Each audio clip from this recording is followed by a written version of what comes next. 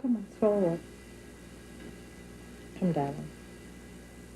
This is 2.5-year-old Gabrielle Malcolm. Her mother, Novelette, just can't get her to eat. There were times when I yelled. There were times when I cried, I screamed, I quarreled, I spanked. Come, baby, come on, swallow that. This is how mealtimes have been for 2 years. Now, come. While you can force the spoon in her mouth, you can't force her to swallow. How long would she sit with food in her She mouth? could sit with her food in her mouth for 3 hours. 4 minutes. Swallow. This is breakfast. Okay, come forward. Good, good. Swallow. 10-year-old Robert, once an only child, now often stands at the edge of his mother's attentions, while his mother and sister are glued together by the breakfast porridge. Swallow. Swallow so you can tell Daddy bye. There's little space for Dad Bye. Richmond. He can't even get a kiss before he goes to work. Not talking to Okay. Daddy then. Okay, bye. Okay. Swallow up, swallow up. Look at the time. 8 o'clock, almost. Gabrielle's mother works, so she goes to daycare. And it is fun. Until the food arrives. Spaghetti and meatballs. Gabrielle ignores it. God is gracious. God is good. Let us thank him for our food. Is that good? Yeah, just a little. Then there is dinner. Round 3 for Gabrielle. Please, Mommy. Please, Gabrielle. I don't want it. Why not? No. Welcome. The Malcolm family, consumed by Gabrielle's refusal to eat, also turned to the Hinks Therapy Center for help. In the family assessment meeting, Novelette recounts how her childhood in Jamaica was marked by the absence of her mother. Because she had to work. Sure. And I guess it's the same thing here. He had to work, so the bond isn't there. So she had to work, so the bond wasn't there. It was my grandma, my aunt, and on a day-to-day basis, it was my sister and my older sister and brother. For psychiatrist Roy Muir, who will be the Malcolm's therapist, this is significant. Any bond at the time. She very much wants to do better than her own mum did. Not that she blames her mother, because her mother had to go out to work. But it was not a happy relationship with her own mother when she was very small. Then in just their second meeting, Novelette makes a startling revelation. It turns out that, just like Gabrielle, she didn't eat as a child, but because her mother was working, feeding fell to an aunt. How to feed your child. I can just see my aunt's face. I can see it now. And in my mind, I'll be going, I'm not eating it, I'm not eating it. And I know that any minute now, the bus is going to come for church, and I'm going to get up and leave it because, I just have to wait her out. You have to wait her out long enough, and the bus will come, and you'll win. That's right. Like when I'm coming here, I'm thinking about when I was little bit and used to give you all that problems to eat, Yeah. Aunt Carmen now lives in Toronto. Tonight, she and Novelette reminisce about what a difficult child Novelette was. This is the one that is vivid in my mind. Is this time when I was sitting there and I was eating this dumpling. It was in my mouth, and I cut this one piece of dumpling, and I would just sit there and I was chewing and chewing and chewing and chewing. And everybody else got up from the table, and I still sat there. You said, Novelette, aren't you going to swallow that and finish eating your dinner? Swallow what's in your mouth? Because if you spit it out, I am going to spank you. You'd get the belt. You'd send me for the belt. I'd bring the belt. Remember, I'd bring the belt, and you'd put it there and says, if you don't eat, I'm going to spank you. Look at the child's stomach. I'm getting the belt. Yes, go and get the bed. Go and get the bed. I don't She's remember quiet. getting very mad, but I really, don't feel pleased of your action towards how you eat. But when Mama had that to encounter, Now she get terribly mad. If you don't come and eat, I'm gonna spank you, Yeah. blah, blah, blah, blah, blah. You swallow what's in your mouth, yeah? Swallow what's in your mouth. Right now. Right now. Right now. The belt is threatened, but never used. Come on, Gabrielle. Come on, right now. Swallow it up. Would you like me to spank you? You see the belt? Then swallow what's in your mouth. The parent-child relationship is stored in our memory systems from far earlier than we remember, than the verbal memories we have. And in many ways, from what we know of the attachment systems, much of the really important stuff goes on in the first year and a half. And that storage is at the automatic level. And what we do, we now know that what we tend to do as parents is repeat the behavioral patterns that we stored at that level.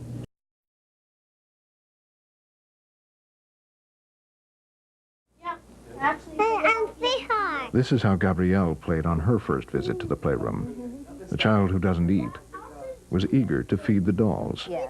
It will be a consistent theme of their sessions, and for Roy Muir, it reveals much about Novelette. You think it's time to put her to sleep now? What was very noticeable was that from the right in the very first session was that Novelette could not help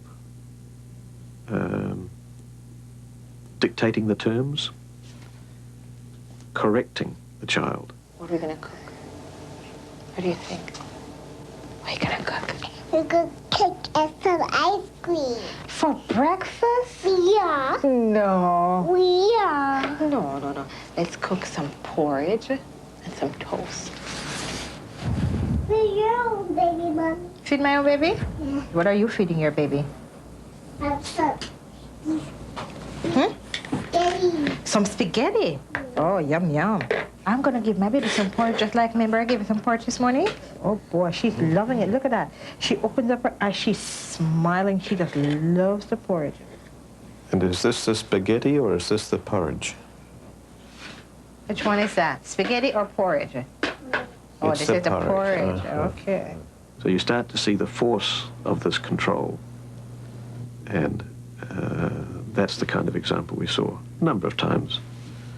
And eventually, you know, this will have to be, we'll have to find a way where we can talk about this with Mother.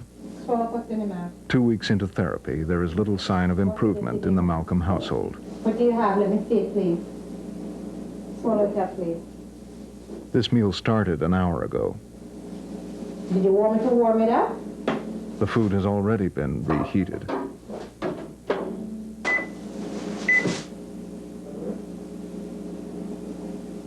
The beep of the microwave seems as constant as the ticking of a clock. The family gets ready for bed.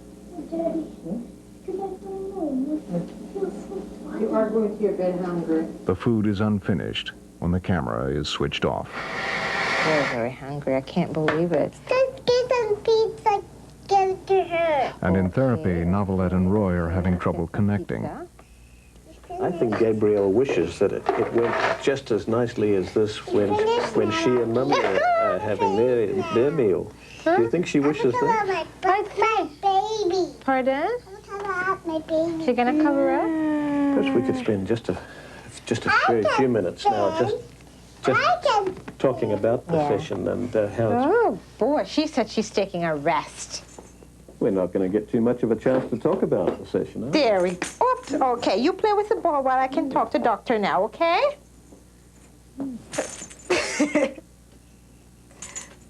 It's time for us to go almost, though. We're finished. Yes, we do actually have to finish now. I can't take it out. Okay, well. We'll leave it at that for today. All and right. I've wondered whether she really wanted to examine her own behavior in this and its impact on her daughter, and furthermore, whether she was at all interested in looking at the roots of her own behavior in her past experience. If I found that I was a part of the problem, I'd be very hard on myself. I would be upset at myself because I've already questioned myself. I've said to myself, did I start too late in introducing her? Was I persistent enough when she was younger? But is it about food? I don't know.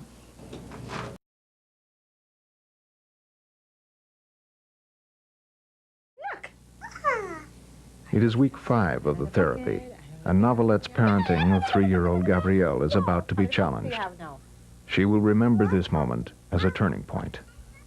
How many? I found Mama Hubbard. You know what happened? These 3 mother Hubbards, they're going to have to spend a lot of money for dog food. Dr. Moore says to me, he's so sweet, he says to me, you tell lovely stories, and they're all very educational, but maybe let her tell this story. You're such a great storyteller that there's not much room. And I thought, ouch. It was so funny. And I kind of looked back at it and I'm thinking, I can see it. I can hear it. I feel it. I would be interested, and I would encourage you to be interested, to Let her. leave some space to see what fantasy stories Okay. she comes up with. He kind of nicely tells me to give her some space, let her be creative, let her think, let her tell you the story. Shut up and listen. Yes, my boo-boo? Okay, hush. Yes. But just 3 days later, Novelette is not listening.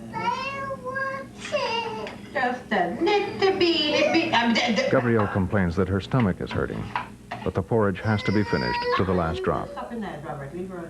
Gabby, Gabby, Gabby, Gabby, Gabrielle. I am so very proud of my Gabrielle. Look at that. I can't believe it. See that, Bubba? Oh my goodness, look at that. Well, this is it. Gabrielle vomits on the last spoonful. Okay, that's it.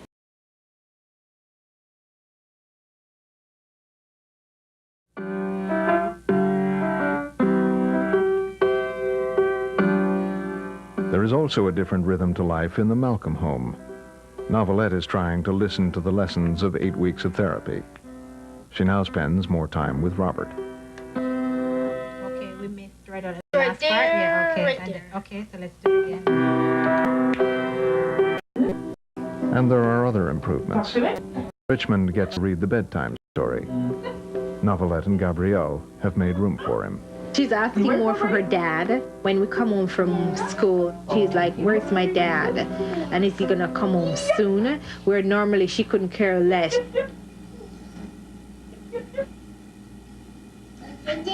There are times when Gabrielle is allowed to refuse food. No. And it's now?